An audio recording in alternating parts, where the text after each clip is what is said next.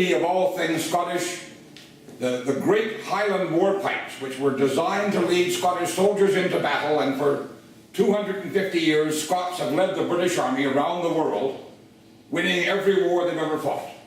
The Scots have never been defeated, killed to a man occasionally, but never defeated.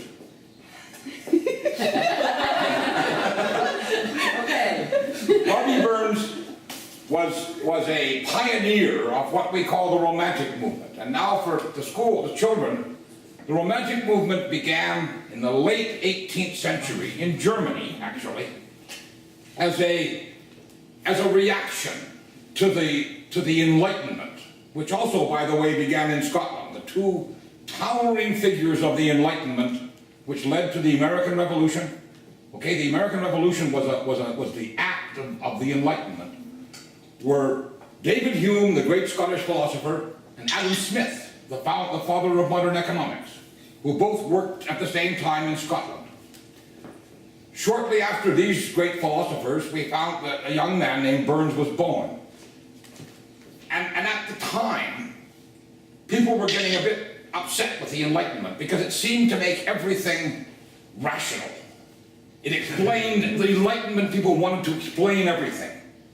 And there was a movement that began in Germany we called Sturm und Drang, which said, hey, nature should be allowed to be special. And Burns was part of this movement. He said, I don't want everything to be explained. I want the simple people to have their voice in the world. And he wrote poetry in the Scots vernacular, which the English found hard to understand.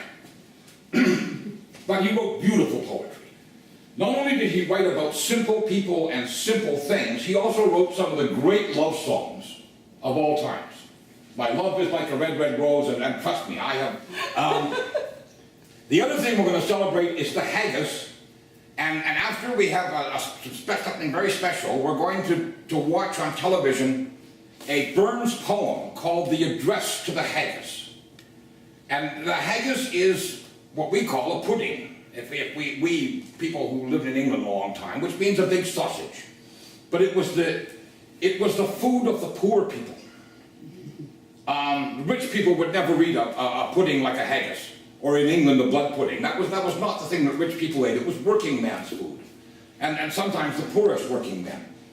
But Burns wrote a poem about it, in which he called it the great chieftain of the pudding race, because when he was talking about poor people. Now, Robbie Burns if he was alive today, you'd be reading about him on whatever those horrible television shows are that feature Lindsay Lohan, okay? Because he was a lot like Lindsay Lohan. He drank too much. He slept with every woman between Edinburgh and London, leaving little Burnses in his wake.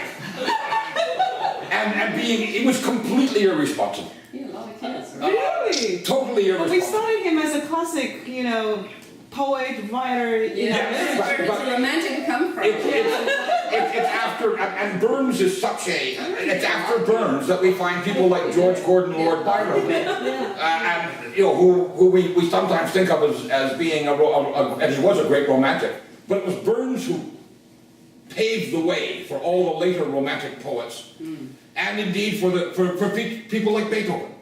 Beethoven was mightily influenced by this romantic movement and by men like Burns, and he lived his life in somewhat the same way. And Beethoven wrote the music that is the anthem of the Romantic period. Beethoven's Sixth Symphony, whenever you hear it, you are hearing the anthem of 100 years of artistic thought. So we see in Robbie Burns a man who talked about the simple Scottish folk, the people who joined the army like you and I did and fought all over the world, but retained their Scottish nature.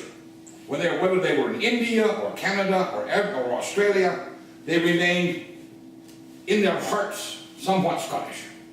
And he also wrote about life lived to its fullest.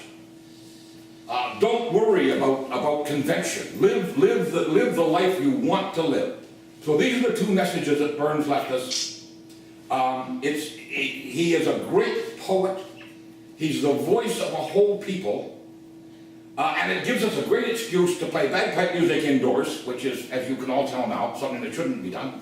And to drink whiskey, which you will all get a taste of as we go through. So, but before we do that, we're going to have a bit of music. Yes, there is. He is going to, You're gonna play for me? I can't memorize. I need to write my Yeah. music sheet. but this is a real treat, because we're going to hear Scottish music sung at its very, very best. Pronounced different than English, so. This is a song about a man who is going to die the next morning. Oh. He's going to be executed for being a rebel in the war. Now, he's probably going to be executed, by the way, by soldiers who worked for one of my ancestors, because he was on the wrong side of a war. Whoops. You can explain the verse. Young Bonnies, so it means young guy. Yeah. So he's going to be executed tomorrow, and the chorus says, "When ye talk the high road," which means the real road, and I'll talk the low road, which means he's going to die, and he said, "But I'll be in Scotland before you, because as soon as he's dead, he will be home." It's a very pretty song, and I wish I can do better. I mean, to explain the song, to interpret it right, but I'm trying. By young bonny banks and by young bonny breeze, where the sun shines bright on the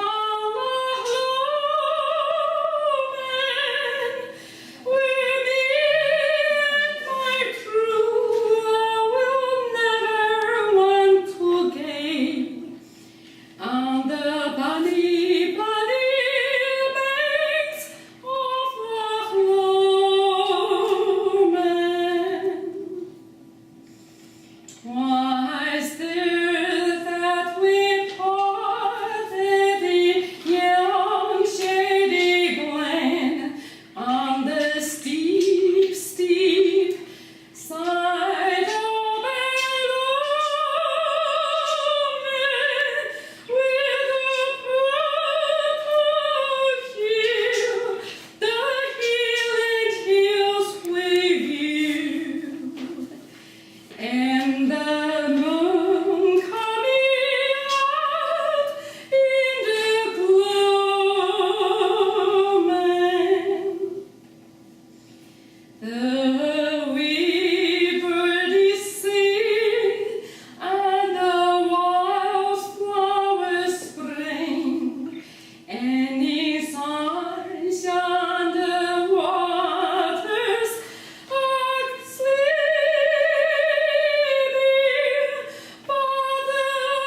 I'm sorry, I can't see. By the broken hurricanes, nay, second spring again. Though the wee foam may cease, free their grieving. Oh, you pike the high road, and will pike the low road, and will be in Scotland the whole year. But me and my true love will never meet again. On the bonny, bonny banks of Lochloman. Beautiful. Thank you. I wish that next year, Vanessa can play. Are you one day what race as one's not you? The groaning venture there you foul, your harden's like a distant hill. Your pen would help to mend a mill in time of need, and through your pores the dews distill like amber. His knife, say rustic labour dicht, and cut you up with bonny slacked. Drenching your gushing entrails bracked Don't cut your head like off. body ditch. And then, oh what, a glorious sight. Warm, reeking, and rich. Now horn for horn, respect and strive, dealt up the hindmost on the drive, till other wheel fell kites alive or begged like drums. And I'll get man, mist like to ride.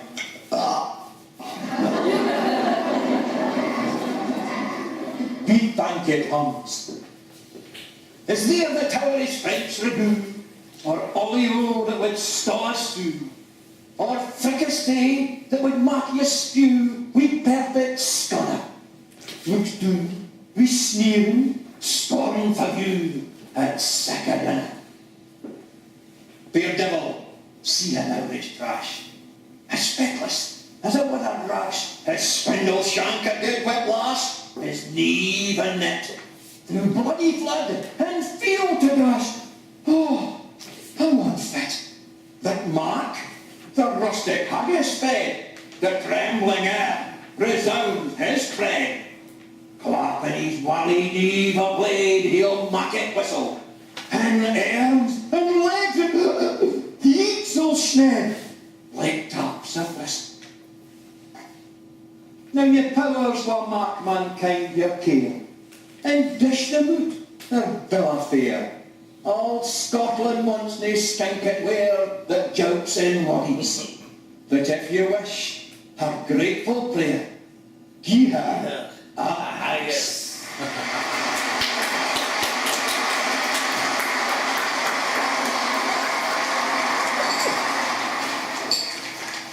Ladies and gentlemen, the haggis. Haggis. Cheers or something, is that or something? Translation. Now, before we sing Auld Lang Syne, I think it's appropriate that you join me, and we will do our toast to the haggis. Okay. Then you should all join us for that for a glass of whiskey, and then we'll pipe our way up. What are we playing out? Campbell's are coming? If you tell me how it starts. What? A hum-ba-dee-dee-hum, That's the one. that's it. Okay, Campbell's are coming. Cheers. Sláinte leis. Shines a lot, yeah. What does that mean? Your health in Oh. Gaelic. Well, that's fine. Sean the Gale, Scotland forever. Oh, okay. That sounds good. Are we taking the haggis with us? No, we're gonna come back.